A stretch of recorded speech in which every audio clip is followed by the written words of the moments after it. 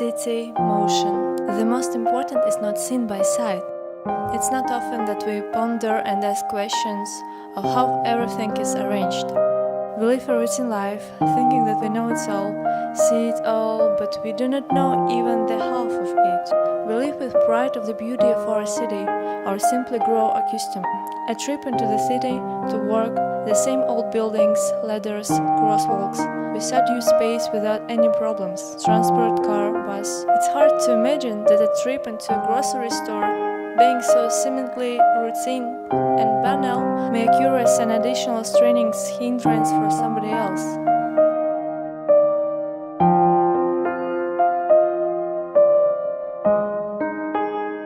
There are many hindrances, one of the first being tied to the accessibility of the surroundings.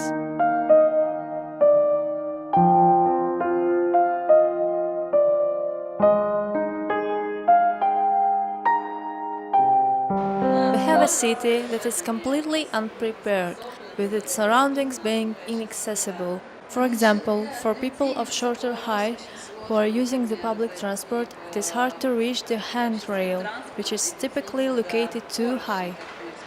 Even though there are handles providing better reach, there are not enough of those.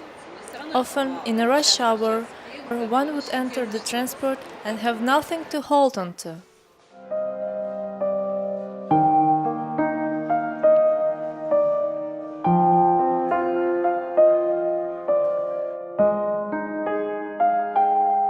The wheelchair is lent temporary with possibility for extension, but they look at its condition because it is theirs. With those potholes, I do not know whether I will break the wheelchair faster than the time will come to exchange it.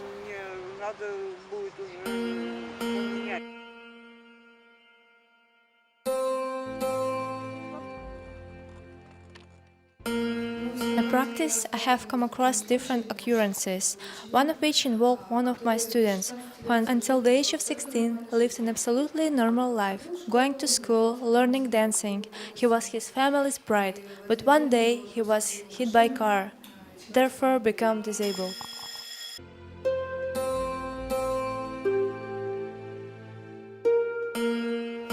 This is a foster home. Here the children live and study. They're really sensitive children. They sense my mood as well as the mood of the others. If I have any private difficulties, I must forget those before entering class, just as I must forget what I saw in class on my exit. There may be some difficulties in this. The school is very big, having 3 main levels that represent the division by classes. There are levels of A, B and C.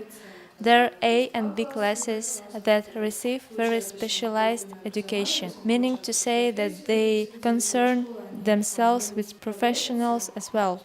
People from this school can work and provide for themselves. There are also C children, which have the most difficult disturbances, for whom there will need to be permanent help through all their life.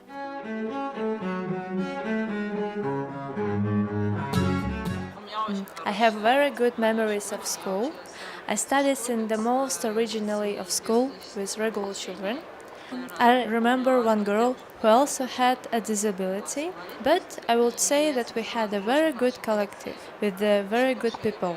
To tell the truth, there were difficulties in the initial classes.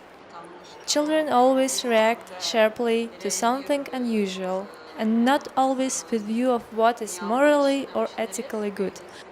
Well, for me it was a lesson for how to protect myself.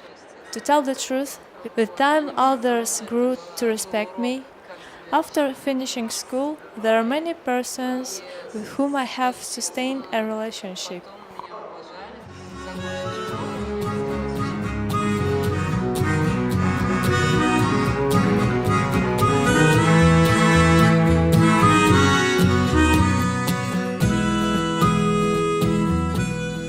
It will soon be 20 years in the wheelchair, mostly so keeping me preoccupied with this problem.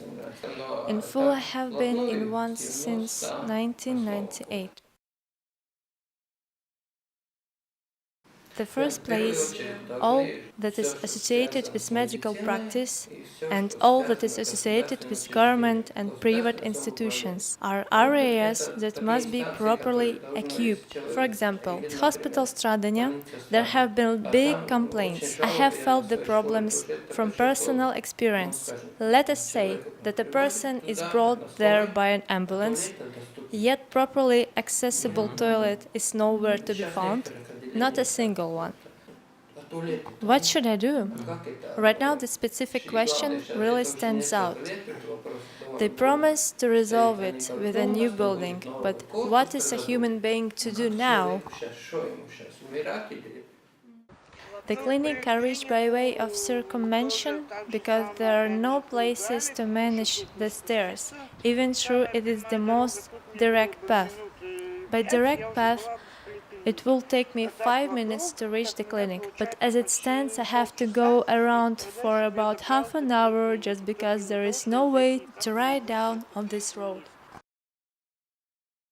The arrangements of commodities on high shelves is hard to reach, requiring one to ask for help if there is luck that somebody else is actually around.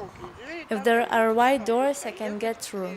The only thing is the exit sensors, right after the cashiers, that check whether you stole anything, that I usually get stuck, and their security has to take and pull me out.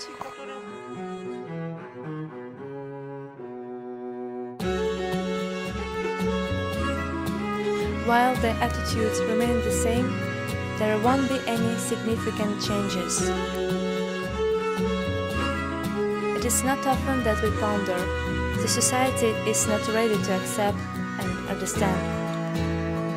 For some, this world appears so overwhelmingly large and difficult that, for more survival, it necessitates a strong and dedicated character.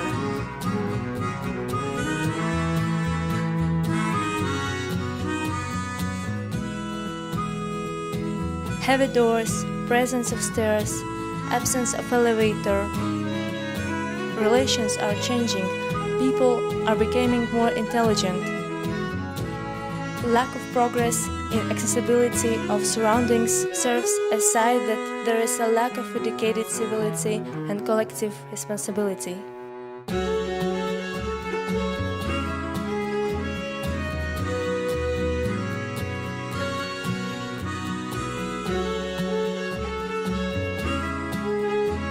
Everything depends on us, have an influence on this world with our own actions and reactions.